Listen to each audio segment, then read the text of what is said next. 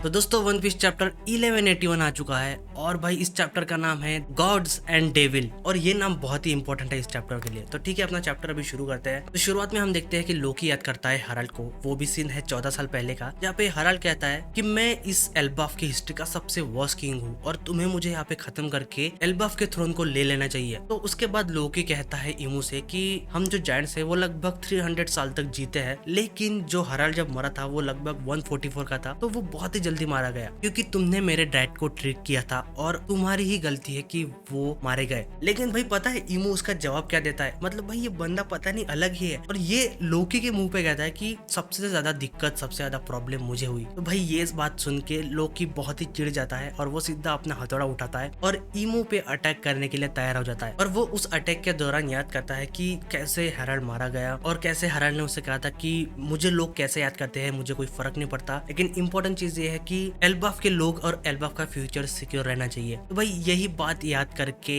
लोकी एक powerful lightning समन करता है, जो कि हम देख सकते हैं। और यहाँ पे वो कहता है कि आखिर तुमने मेरे फादर को क्या किया था। तो तभी उसके बाद हम देखते हैं कि राग्नर के अंदर वो लाइटनिंग समन हो चुकी है और लोकी अपनी पूरी ताकत से भाई ईमो के ऊपर अटैक कर देता है। लेकिन उसके बाद हम देखते हैं भाई ईमो को और उसकी जो डेविलिश पावर है, मतलब जो ओमेन है जो कि एक डेविल जैसे फेस में ट्रांसफॉर्म हो जाता है, तो यहाँ पे भी वो उसे ही इस्तेमाल करता है ओमेन को, और वो भाई एक हाथ से उससे ब्लॉक कर लेता है इतने पावरफुल अटैक को। और उस अटैक की वजह से भाई बहुत ही पावरफुल एक्सप्लोजन होता है और उसकी शॉक वे पूरे एल्बाफ में जाती है। मतलब जहाँ पे सांजी का ग्रुप है और भाई वेगापंक का ग्रुप है, वहां पे भी इतना पावरफुल अटैक था। और उसके बाद हम लोकी के रिएक्शन को देखते हैं कि भाई वो भी शॉक है कि आखिर इसने इतने पावरफुल अटैक को रोक कैसे लिया। तो यहाँ पे लोकी क्वेश्चन पूछता है इमू से कि आखिर ये जो तुम्हारी ब्लैक फ्लेम्स है, आखिर ये किस तरीके की पावर है। तो उसके बाद हम देखते हैं कि इमू की जो ब्लैक फ्लेम्स है ओमेन, वो भाई उसके बॉडी को, उसके हाथ को सराउंड करने लगती है। उसके वजह से उसका जो हाथ है वो फूल जाता है। और यहाँ पे इमू कहता है कि ओमेन जो पावर है वो बस एक इमू की मिलिट्री पावर है। उसके वजह से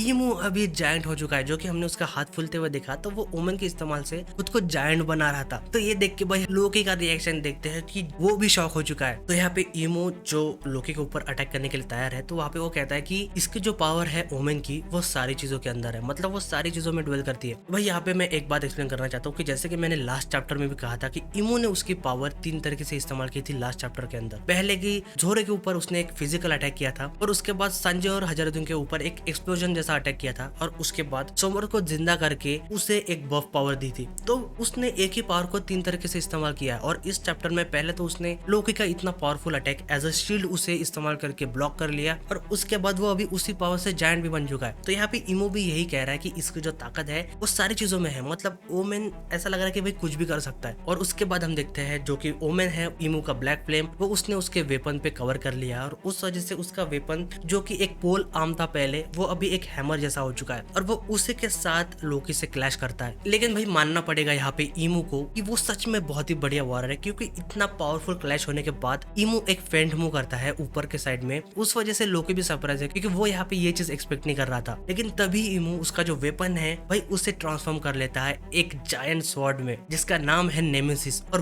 वो स्वॉर्ड सीधा लोकी के आर पार हो जाती है। मतलब ये वही सिमिलर अटैक है जो कि हमने मिहॉक का देखा था और ये भाई सिमिलर स्वॉर्ड लग रही है। पता नहीं भाई इन दोनों में रिलेशन क्या है, क्या ये बाप बेटे है या चाचा भांजे, पता नहीं, लेकिन ये अटैक और ये स्वॉर्ड भाई ऐसा लग रहा है कि रेप्लिका है मिहॉक का। लेकिन तभी उसके बाद हम देखते हैं कि भाई लोकी उस अटैक की वजह से नीचे गिर चुका है और भाई यहाँ पे इमू अपना प्रवचन शुरू करता है। तो वो स्पेसिफिक यहाँ पे लोकी ने जो क्वेश्चन पूछा था कि अगर उसकी पावर है क्या, तो वो उसका एक्सप्लेनेशन देता है। तो वो यहाँ पे लोकी से कहता है कि स्ट्रेंथ एक एट्रीब्यूट है, मतलब पावर स्ट्रेंथ एक एट्रीब्यूट है जो कि लोगों को चाहिए और लोग इसके लिए क्रेव करते हैं और वो लोगों को आसानी से मिल सकती है अगर वो करप्शन करते हैं। और भाई वो यहाँ पे करप्शन को रेफर कर रहा है डोमी रिवर्सी से, जो कि यहाँ पे तो जायंट है वो डोमी रिवर्सी हो चुके थे, क्योंकि उन्हें देखो वहाँ पे उस कंडीशन पे थोड़ी ज्यादा ताकत चाहिए थी उसके एनिमी को हराने के लिए। तो यहाँ पे वो उसी को रेफर कर रहा है और उसके बाद वो लोकी पे अटैक करने के लिए तैयार है। और उसी दौरान वो कहता है कि अगर उन्हें ये सारी चीजें करनी है तो उनको बस उनकी जो विल है वो सरेंडर करनी है, और वो है भाई कोवेनेंट पैक्ट, जो कि हराल्ड के हाथ के ऊपर हम देख सकते हैं। तो उसके बाद वो कहता है कि लोग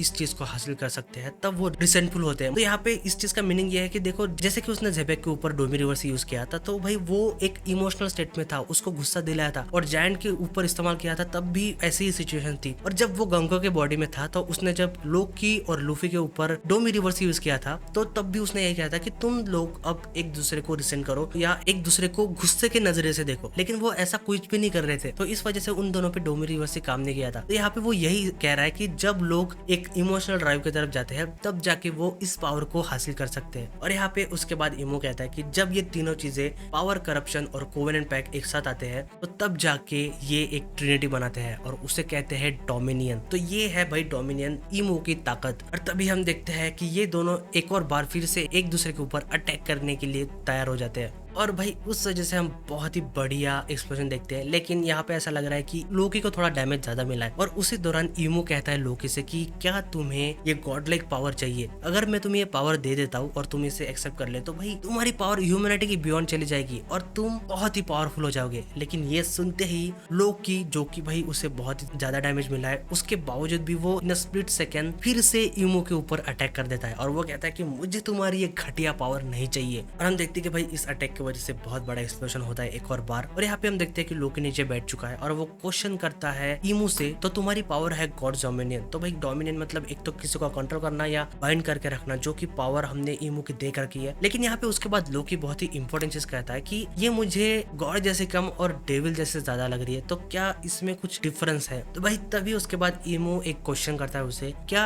गॉड और डेविल में कुछ डिफरेंस है? तो भाई इमो के आइडियोलॉजी के हिसाब से तो ये बात सही है कि क्या गॉड और डेविल में कुछ डिफरेंस है, क्योंकि ये बंदा है डेविल, एक डेविल जैसी हरकतें करता है, लेकिन तब भी मरिजवा में ये इसको गॉड जैसा पूछते हैं। लेकिन यहाँ पे लोकी जवाब देता है कि मुझे कोई फर्क नहीं पड़ता कोई गॉड है या डेविल है, मुझे बस ये चीज बताया कि मैं किसी से भी डोमिनेट नहीं होने वाला हूँ। और इसी के साथ लोकी फिर से इमो के ऊपर अटैक करने वाला होता है। लेकिन उसी दौरान इमो जवाब देता है कि भाई ये जो वर्ल्ड है ये बहुत ही खुश रहता है डोमिनियन के अंदर। लेकिन तब वो ये बात कहता है, तभी हम एक फ्लैशबैक देखते हैं इमो का, और यहाँ पे इमो और जॉय बॉय हम देखते हैं एक सिलहोटे में। और भाई बिल्कुल भी भरोसा मत करना, क्योंकि हमने सबके सिलहोटे देख रखे हैं, सारे के सारे चेंज हो जाते हैं। लेकिन तभी हम देखते हैं कि लोकी तैयार है इमो के ऊपर अटैक करने के लिए। लेकिन भाई यहाँ पे इमो चिल्ला के कहता है कि क्या मैं यहाँ पे झूठ बोल रहा हूँ जॉय बॉय, क्या ये बात सच नहीं है कि सारे लोग डोमिनियन के अंदर खुश रहते हैं? और उसके चिल्लाने की वजह से भाई इतनी पावरफुल कॉन्करर हकी रिलीज होती है कि वो पूरे एल्बाफ में जाती है। और उसके बाद हम देखते हैं लूफी को, जो कि खाना खा रहा है, और वो भाई कहता है कि आखिर ये